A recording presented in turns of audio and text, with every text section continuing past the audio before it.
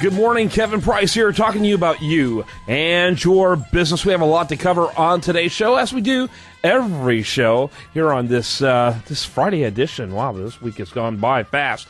Delighted always to spend some time with you. Before we get started on our first guest, who I'm sure guarantees to raise all of our blood pressure, want to ask my friend Sigmund here, our producer, Sigmund Kramer, about what's going on with a great organization that I've been a fan of and supporter of called Feed the Children. What's happening with them? Well, thanks, Kevin. Over at our sister station, KKHT, we are trying to raise funds right now to get donations for Feed the Children.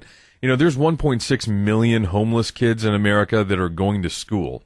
Wow. That's a lot. Well, thank God they're going to school, I guess. Well, and that's the good thing. You know, the parents are trying to do the right thing and send them to school. The problem is they don't have the wherewithal to make sure that they have what it takes to succeed and fit in. Mm-hmm. And let's face it, when you're a kid, fitting in is really important. Yeah. And it's hurting their chances of breaking the cycle of poverty and moving on and getting a good education. Well, Feed the Children is raising funds. $20 is all it takes to get a backpack filled with age-appropriate school supplies and personal care items. I mean, people don't think about it. They need a washcloth, toothbrush, toothpaste. These things that we take for granted, these children don't have. Mm-hmm. And there have been stories about kids who literally, for Christmas, they asked for a washcloth. Yep. A new, clean washcloth. That's what they wanted. Well, Feed the Children, $20 is going to take care of all that. And I hope that you'll have some interest in donating.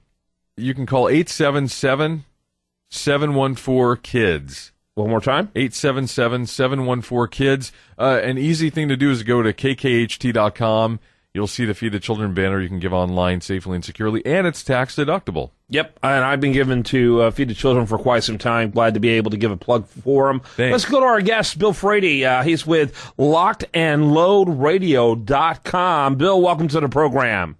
Thank you, sir. Very nice for you to have me. Like your, I guess you could call it your slug, legal liberal lynching. I like that. That's good. Right. By the way, Bill's also associated with Gun Owners of America. Larry Pratt's a very good friend of mine now for decades, and it's truly the great defender of gun rights. It defends all the Bill of Rights, not just the Second Amendment, and thoroughly defends that as well. So, Bill, tell us a little bit about your slug there. Well, you know, I address everything that has to do with your Second Amendment rights, the gun industry, training with guns, women and guns, self-defense and guns, and, of course, because of the liberals, politics and guns. Sure.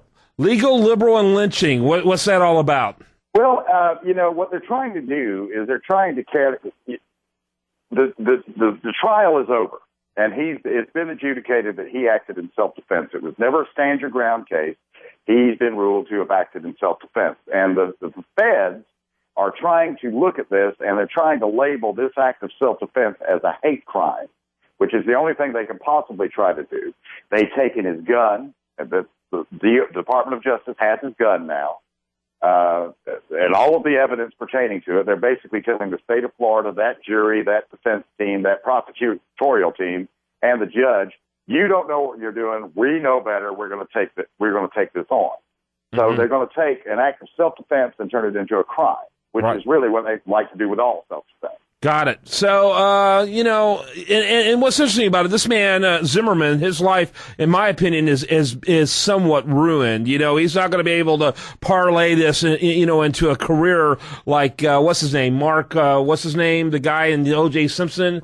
Mark Furman, who, you know, lies on the, you know, giving testimony, he lies. He ends up creating a career out of that. You know, Zimmerman's situation, I don't think he's going to be so fortunate. And it's going to be interesting to see how this pans out over time. But this guy is literally, unlike Furman, this guy is literally in danger. Yeah, he is. And a lot of organizations, including Gun Owners of America, has offered to rearm him because he is not on the prohibited persons list. And, but I mean, even people that I've heard that the people that he pulled out of the overturned SUV have gotten threats now that he pulled out over the weekend. The people that he helped rescue are now getting threats because he helped rescue them. What kind of bizarre world do we live in? We live in a world where a group of people that should be really looking at a bigger problem, because there is a bigger problem out there, but they've decided to politicize this because it is one of the rare, most most of your murders occur between white on white, black on black, Hispanic on Hispanic. That's the way that normally occurs. And this time we've got a Hispanic guy that we can make a white Hispanic. When in the state of Florida, 44% of the cases that are actually make it to trial as a stand your ground case fall in favor of the black American defender. They outnumber all the rest of the people that may make it to trial in Florida, white, Hispanic. They outnumber them all. So in Florida, it's working. Violent crime is down because of stand your ground, and they're overlooking that too. Yeah, and it's down for everyone, not just whites. It's down for everyone, and the law is real explicit on this, and so it's really quite sad. It's quite sad, and it's quite revealing. The average police response time nationwide is 11.11 minutes. Now, that lady, you've probably seen that video that went viral of that lady, that unarmed lady in New Jersey who had the home invasion. Yes.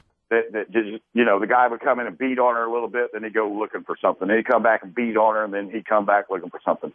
Right. They're advocating words and democracy and compromise. That lady didn't have a chance to get in there and try to make a reasoned argument against this home invader. Yeah. If they were reasonable, they wouldn't be invading your home. No, they wouldn't. And you know what? Being a criminal and trying to hurt somebody and being a predator, preying on your fellow man, one of the occupational hazards of that should be that you might have a chance of being perforated. Yeah, no question about it. No question about it. People have got to be, thinking consequentially. If you think consequentially, I don't know how you can come to any other conclusion. In fact, in my opinion, the attorneys that took him to trial should be disbarred. Not only should they lose their position, they should literally be disbarred, because all these people out there, even some conservatives are saying, how cautious they were, and how they yielded to caution. Are you kidding? They stoked the fires of racism is what they did by bringing him to trial. If they came out and advocated courageously, I'm sorry, we read the law, there's no basis for doing this, that would send a message to the mob. Instead, they fueled the passions of the mobocracy. Well, it also speaks, Angela Corey has put a young lady in Florida named Marissa Alexander, who fired a gun in self-defense, in jail for 20 years, and she's black. Yeah. I mean, that's a travesty of justice right there. I mean, she was acting in self-defense. There are those that are saying that she acted in anger.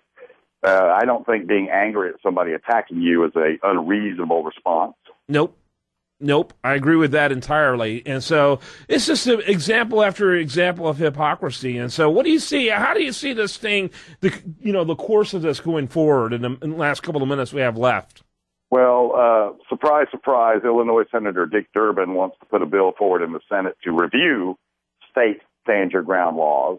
And like all things anti-gun, because what they're saying, if you get down to their punchline, they're saying more guns in the hands of people leads to more violence. And they rewrite the sentence. The sentence should be more guns in the hands of law-abiding citizens leads to more self-defense. Mm-hmm. They're stating that there's an uptick in justifiable homicide, and forgetting that word justifiable. They don't like you, but at the end of the day, stand your ground is going to stand. Mm-hmm. Castle doctrine will still remain the law of the land. They won't like that. The only thing they can possibly try to do is to try to do some federal law circumventing states' rights, and that throws open something they're already getting pushback on Obamacare. I don't know if they want to open that Pandora's box.